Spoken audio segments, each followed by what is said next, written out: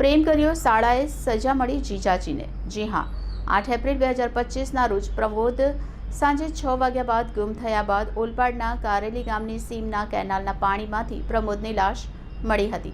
કાપોદ્રા પોલીસે પ્રમોદનું અપહરણ કરી હત્યા કરનાર 2 ઇસમોને ઝડપી પાડ્યા છે।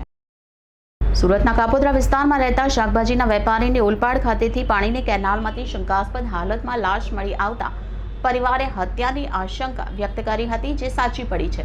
શાકભાજીના વેપારીનો સાળો અન્ય યુવતીને ભગાડી લઈ ગયો હતો, જેથી યુવતીના સંબંધીઓએ દુકાને આવી શાકભાજીમાં વેપારીને 24 કલાકની અંદર ઉઠાવી લઈ જવાની ધમકી આપી હતી। ત્યારબાદ અપહરણ કરી શાળા અંગે પૂછપરછ કરવા સમયે માર મારી મોતને ઘાટ ઉતાર્યો હતો। ત્યારબાદ ઓલપાડમાં કેનાલમાં ફેંકી દીધો હતો।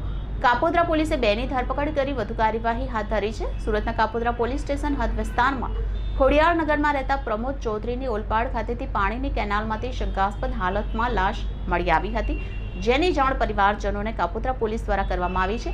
જેની જાણકારી મળતા પરિવાર અને સમાજના લોકો કાપોદ્રા પોલીસ મથકે પહોંચ્યા હતા, જ્યાં મૃતકની પત્ની અને પરિવારના સભ્યોએ ભારે કલ્પાંત કર્યો હતો। શાકભાજીના વ્યવસાય સાથે સંકળાયેલા વેપારીની શંકાસ્પદ હાલતમાં મળી આવેલી લાશના પગલે પરિવારે હત્યાની આશંકા વ્યક્ત કરી છે।